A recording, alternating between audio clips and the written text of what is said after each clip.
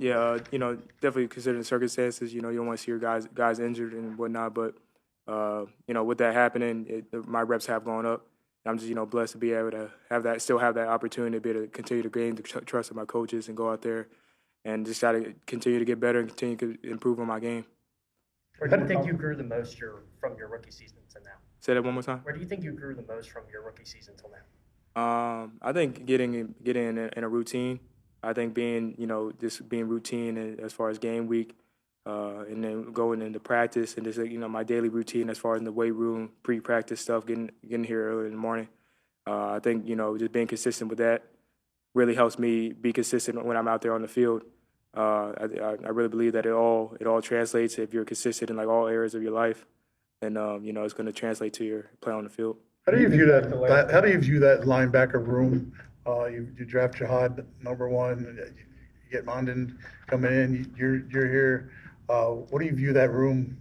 We got a lot of great talented guys, linebackers in that room, and when you have a lot of guys, a lot of depth at a position, it only makes everybody better. Everybody's in that room is competing. Everybody in that room is still we're helping each other. Sharing our tips and knowledges back and forth, trying to bring each other along.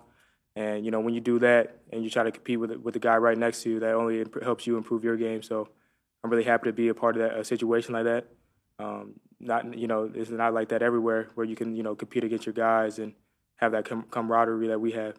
Last year during the playoffs, Vic said that you were poised to split reps with Oren heading into the Rams game after Kobe got hurt, but Oren just happened to go in first, played well, and just pulling up a lot. I'm just curious to hear about that experience from your perspective. For me, it was more just being ready when my name's called.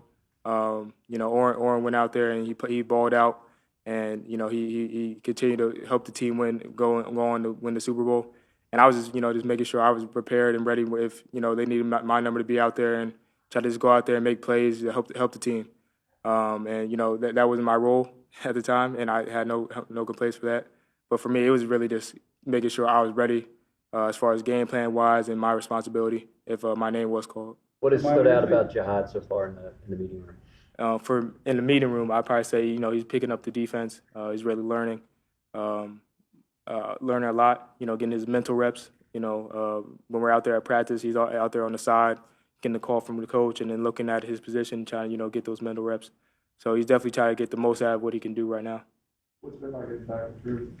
Say it one more time. What's it like getting back together with Drew? Oh yeah. It's real cool when you see a familiar face, another familiar face. Drew Makuba. We were roommates, my freshman year in college. So we kind of, I guess, started off our careers kind of with each other. I know he's about his business. He's a baller, and I'm excited to see how he develops. What did you learn about him as a roommate? I probably say he's not one of those roommates you got to worry about. He's messy or anything, which is my type of roommate. I love that about him. On the mic up in the Super Bowl, the sideline was pretty pumped up when you did the axe chop. What was behind that in that moment? Was it the emotion of the moment? Was it something you were saving for that time? Yeah, I feel like I was kind of saving it for the right moment when I felt like it would be right. And also, the guys, they knew, that was something I was doing in college, and they knew my dad did it when he was playing for the Eagles. And, the whole season, whenever, even, in the Giants game, I'd make some plays. Man, why did you throw it? But I was like, I don't know. I just got to have the feeling for it. And then, I came on special teams, made that tackle, and I just felt like it was right, with it being the Super Bowl and everything. So I threw it, and I got everybody hyped. So everybody was kind of just waiting for it the whole season, I guess. Speaking of familiar faces, during the pre-draft process, I had asked Kyle McCord what he's most looking forward to being in the NFL, and he said, I want a jersey swap with Jeremiah and Marvin Harrison, my high school teammate. Now he's your teammate here. Just how cool has that been to see him go through his college career and end up here in Philadelphia? No, it's real cool because, we basically, another one of my guys that just came up together. High school, we watched each other just grow and develop through high school, and in college we followed each other's careers. And now being teammates, it's real cool to have another familiar face, another one of my guys that I can just see every day, say what's up, and just chop it up with. But I'm really happy for him. I'm happy he has this opportunity. What's your scouting report on Kyle? Say it again. What's your scouting report on him? I know he's a baller. He's gonna laser that ball in there. He's a pocket passer, but he will show off his legs at times. I've seen. We like to joke around with him saying that he's only a pocket passer, but he can get a little bit mobile when he needs to too. Trot, when you think back to last June to where you are, Yeah. June, what plays do you feel more comfortable? I'd probably say this in the whole system in general.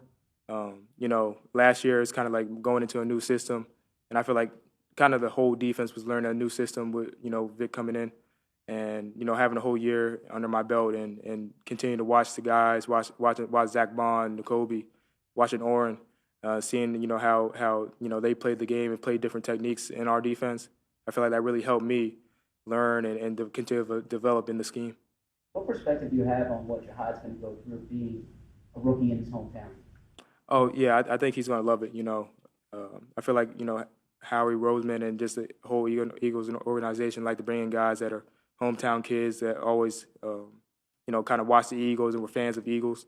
And when you're in your hometown, you're a lot more comfortable too. I feel like because you already know the area, you kind of know where to go, different places. And when you're familiar in an environment, it helps you like really succeed and be comfortable. What did your father tell you about your second season? Where you should be? It was obviously the season that changed his life. He became a starter and became such an impact player. What did he tell you about going into your second season? Man, just keep doing what you were doing your rookie year, which is working every day, trying to make the most of any opportunity you get, and just grind and try to improve, continue to improve. And that's really all you can do. And I'm just gonna try to put my best foot forward. On that note, being that this is your hometown, you're 4 months removed from winning the Super Bowl. Now that you've had some time, how much reflection about winning the Super Bowl in your hometown have you done? How much does that drive you to want to get another one? Yeah, I feel like at the time, when it happened, months on, it definitely, was kind of like surreal and like a dream come true. But I feel like now, for me, it's really settled down. I kind of, focus back on the next season with OTAs and trying to prepare and make sure, I'm focused on, what's to come and being in the moment right now. So that's kind of the mentality I have. And, I feel like the goal for the whole Eagles organization and every single team is, on to the next season. And being in the moment right now, yeah, we were 2024 champs, but now it's a new season. So How long did you give yourself to celebrate it? I probably say a good month and all the way up through the parade and everything. Really celebrating, just appreciating and thanking God for that moment. You have a Super Bowl ring, your dad doesn't. What's that dynamic like between you and him? Yeah, I mean, a lot of people think that he might be a little bit like, man, he got one. But my dad, he said he would trade if he had one. He would trade his for me to be able to experience that and have a ring of my own. But he's just super happy, super proud, and he said he's still gonna say he's got a Super Bowl ring because technically his name will be on it if our names are on it. So.